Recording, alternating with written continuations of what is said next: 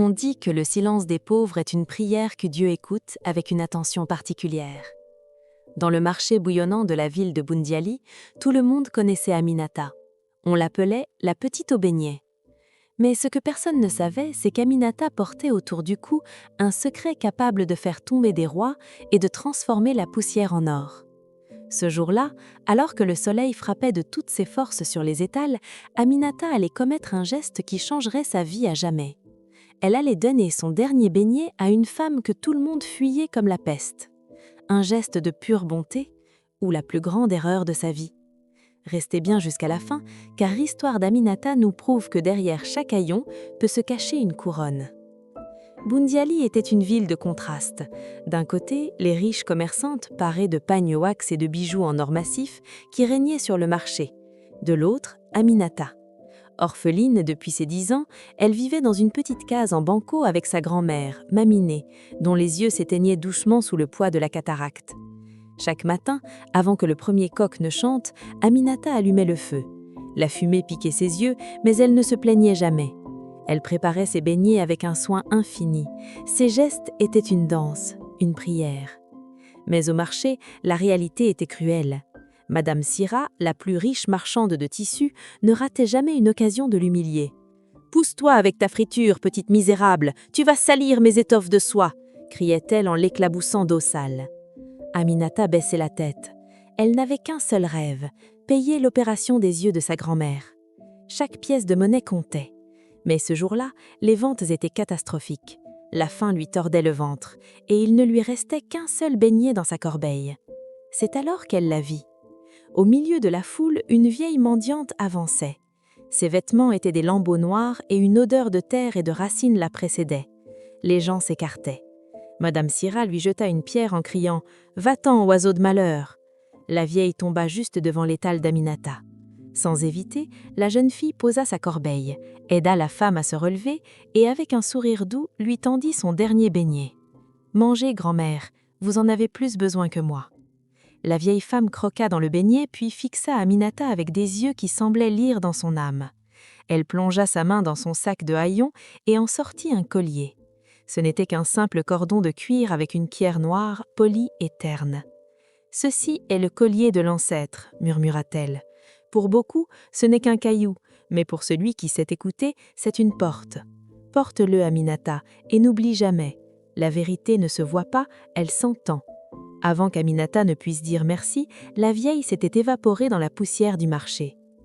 Aminata mit le collier sous sa chemise. Dès que la pierre toucha sa peau, une sensation de froid intense parcourut son corps. Soudain, un bourdonnement remplit ses oreilles. Elle regarda autour d'elle. Elle vit Madame Sira en train de sourire à un client riche. Mais Aminata n'entendait pas ces paroles de bienvenue. Elle entendait une autre voix, sourde, qui semblait sortir du cœur de la marchande. « Ce client est un imbécile.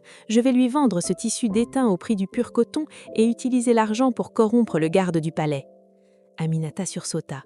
Elle venait d'entendre la pensée de Madame Sira. Le collier lui donnait le don de double audition. Partout elle passait, les masques tombaient. Elle entendait les complots, les mensonges, mais aussi les peines cachées.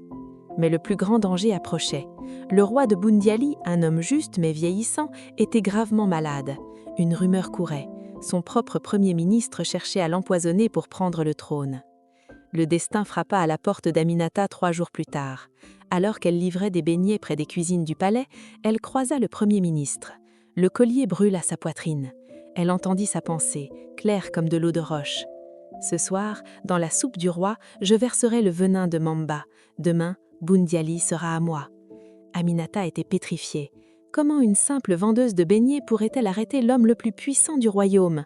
Elle tenta d'alerter les gardes, mais ils rirent au nez de la petite au beignet.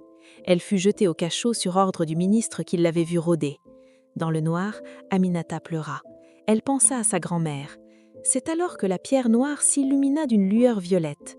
La voix de la mendiante résonna dans sa tête.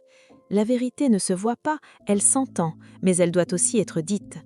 Grâce à un petit rat qu'elle apprivoisa et à qui elle confia un message pour le médecin du roi, qu'elle savait honnête grâce au collier, le piège fut déjoué au dernier instant. Le médecin changea la soupe juste avant que le roi ne porte la cuillère à la bouche. Le venin fut testé sur un morceau de viande qui noircit instantanément. Le Premier ministre fut arrêté devant toute la cour. Le roi, sauvé, demanda à voir celle qui avait déjoué le complot. Aminata, en haillons, tremblante, fut amenée devant le trône. Le roi regarda le collier et comprit immédiatement. Ce collier appartenait à ma mère, disparue il y a des années. On disait qu'il ne reviendrait qu'à une âne pure. Le roi fit d'Aminata sa conseillère royale. Madame Sira, la marchande cruelle, fut bannie du marché pour ses nombreuses tromperies découvertes grâce aux dons d'Aminata.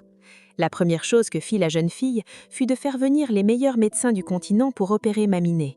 Le jour où Maminé ouvrit les yeux et vit le visage de sa grand-mère, non plus couverte de suie, mais vêtue de soie, les termes de joie qui coulaient valaient plus que tout l'or du monde. Aminata n'oublia jamais d'où elle venait. Elle ouvrit la plus grande boulangerie du royaume, où chaque matin elle distribuait gratuitement des beignets aux orphelins.